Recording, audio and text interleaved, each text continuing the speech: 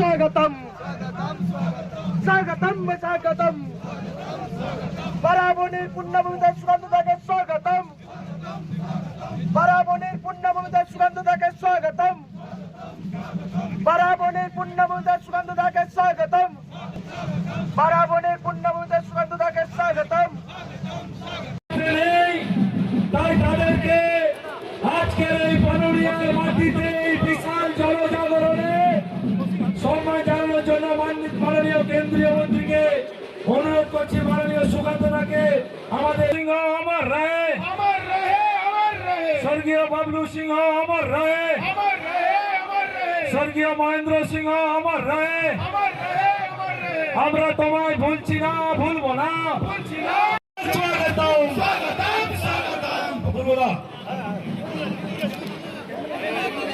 আমাদের মিছিলটা তাড়াতাড়ি তাড়াতাড়ি পাল্টা ভাইরা প্রতিবাদ কর। তো ধর্ম নিয়ে যখন বাজে কথা বলছে, না হলে নিজের নাম এপিডেভিট করে চেঞ্জ করে নি, অন্য নাম রাখ, নিজের টাইটেলটা রাখবি না। বাবা মার অপমান হয়, পিতৃপুরুষের অপমান হয়।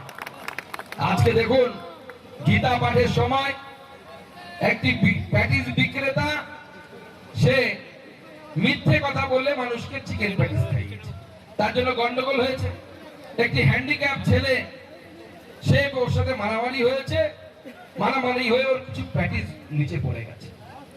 মুখ্যমন্ত্রী মমতা বন্দ্যোপাধ্যায় মঞ্চ থেকে কি বললেন, একটা হ্যান্ডিক্যাপ ছেলে যার একটা পা পুলিশ মেরে, ও বিজেপি করতে এক সময়, তারপর পুলিশ মেরে ওর একটা পা এমন করেছিল কাটতে বাধ্য হয়েছে, সেই ছেলেটিকে অ্যারেস্ট করলো।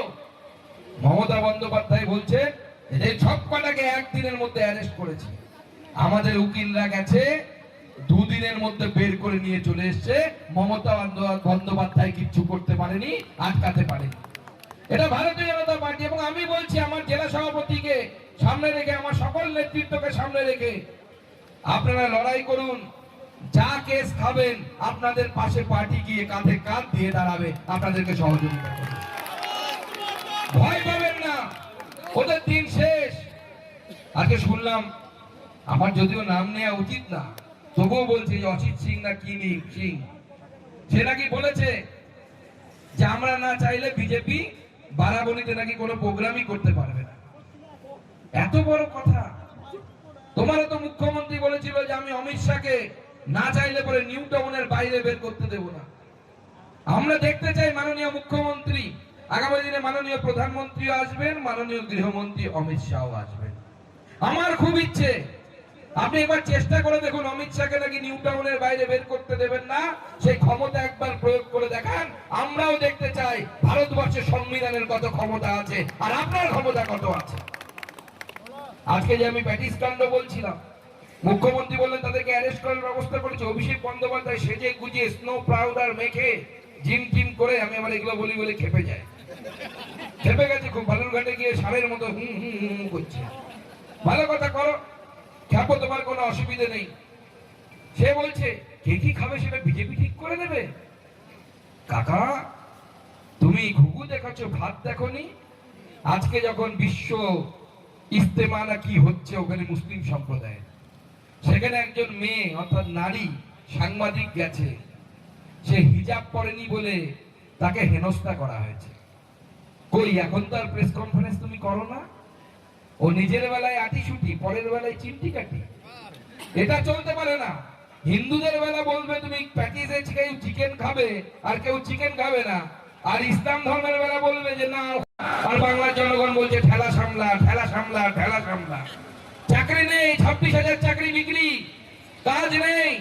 এখান থেকে পরিযায়ী শ্রমিক হয়ে অন্য রাজ্যে যাচ্ছে। আপনারা যদি বলেন এগিয়ে বাংলা, তাহলে আপনার এগিয়ে বাংলা ছেড়ে মহারাষ্ট্রে বাঙালিরা কাজ করতে যাচ্ছে কেন? এই প্রশ্নের জবাব দেবে না?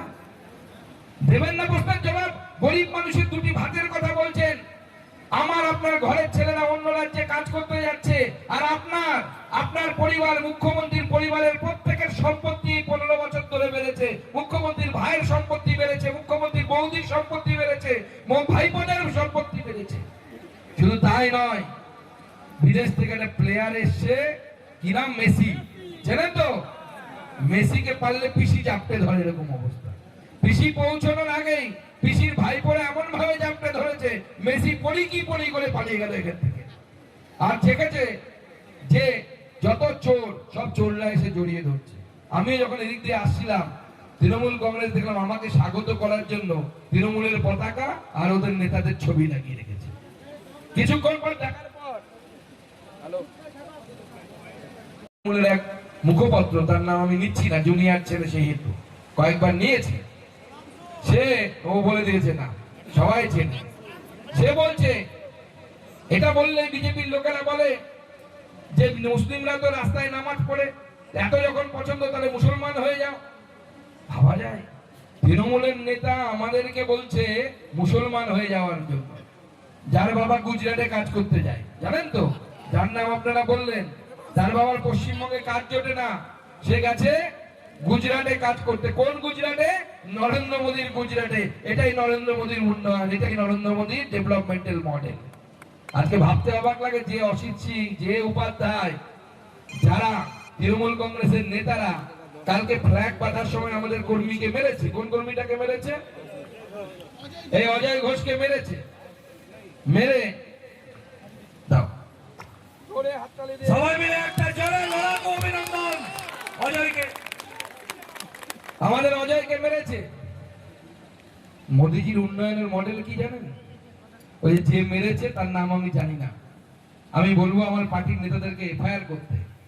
কিন্তু এই সপ্তাহে যেদিন রেশন দেয়া হবে, সেদিন ওই লোকটার বাড়ির লোক রেশনের ব্যাগ নিয়ে নরেন্দ্র মোদীর দেয়া ফ্রিতে চাল আনতে যাবে। এটাই হচ্ছে নরেন্দ্র মোদীর ডেভেলপমেন্ট। যে বিজেপিকে মারছে তার বাড়ির লোক নরেন্দ্র মোদীর চাল নিতে যায়, তার বাড়ির লোক নরেন্দ্র মোদীর দেয়া টিকা নেয়। বিধান উপাধ্যায় ঘুরে বেড়াচ্ছে, টিকতোই না যদি নরেন্দ্র মোদীর টিকা যদি রক্তে না দেয়া হতো। কোভিড এর টিকা কি পেয়েছে কিনা দেখবেন, জিজ্ঞেস করবেন তো কাকাকে, কাকা পেয়েছো কিনা। আজকে ভাবতে পারেন, আরে জয় শ্রীরাম বলতে মানা করছে, নরেন্দ্র মোদী তো তোর রক্তে ঘুরে বেড়াচ্ছে রে, নরেন্দ্র মোদীর দেয়া টিকা তোর রক্তের মধ্যে ঘুরে বেড়াচ্ছে, তবে তুই যে বেঁচে আছিস। এটা নরেন্দ্র মোদী। আর তোমরা কি করছো? শুনলাম বারাবণী তে কোথায় একটা রাস্তা তৈরি হচ্ছিল, গৌরাঙ্গীর ওই পাশে মনে হয়, সেই রাস্তার পুরো টাকাটা অজিত সিং আর উপাধ্যায় মিলে মেরে দিয়েছে, 50% টাকা। পাশের জেলাতে গেছিলাম কালকে, যেখানে ছিলাম আমি তালডাংরাতে, 70 কোটি টাকা খেয়ে এই রাস্তা খেয়ে নিয়েছে। পুরো রাস্তা সাফ, কিছু পাওয়া যাচ্ছে না খুঁজে। মানে এরকম হজম শক্তি পৃথিবীতে আর কোনো প্রাণীর নেই। ডাইনোসরের ছিল, আর এই তৃণমূল কংগ্রেসের আছে। এই তৃণমূল কংগ্রেসের ডাইনোসর হবে আগামী দিনে। পায়খানা থেকে রাস্তা সব খেয়ে যদি হজম করতে পারে, সেটা শুধুমাত্র তৃণমূল কংগ্রেস পারে, আর কেউ পারে না। তাই বন্ধুগণ, আপনাদেরকে মনে রাখতে হবে যে আজকে যে পরিস্থিতি, আজকে অভিষেক বন্দ্যোপাধ্যায় বড় বড় কথা বলছেন আমার ওখানে গিয়ে, তাদের স্পষ্ট করে বলে দিই যে আপনি এত বড় বড় কথা বলছেন যে মহারাষ্ট্রে কেন দুটো ছেলে অ্যারেস্ট হয়েছিল। প্রথম প্রশ্ন তো আপনার কাছে, 15 বছর সরকার চালাচ্ছেন, 15 বছর ধরে বলছেন ভারত মাতা কি। তাই আমাদের আসানসোল জেলার লড়াই, আমি আর আমার বক্তব্যকে দীর্ঘায়িত করব না, মাইক বিভ্রাট হয়েছে। আপনারা লড়াইটা কাঁধে কাঁধ মিলিয়ে করুন। এবার 21-এর মতো হবে না, এবার 26 অন্য ইতিহাস লিখবে। মলয় ঘটক, কয়লা চোর, তৃণমূলের বিধায়ক যারা আছে, সমস্ত চোরদেরকে এবার বাংলার মানুষ উচিত শিক্ষা দিবে, সেই প্রতিজ্ঞা নিন। আর সবাই মিলে সংকল্প নিন, এবার নরেন্দ্র মোদীর সরকার এই পশ্চিমবঙ্গে তৈরি করতে হবে, ডবল ইঞ্জিন সরকার এই পশ্চিমবঙ্গে তৈরি করতে হবে। এই আবেদন জানিয়ে আমি আমার বক্তব্য শেষ করছি। ভারত মাতা কি, ভারত মাতা কি, ভারত মাতা কি। ধন্যবাদ, সবাই ভালো থাকবেন, নমস্কার।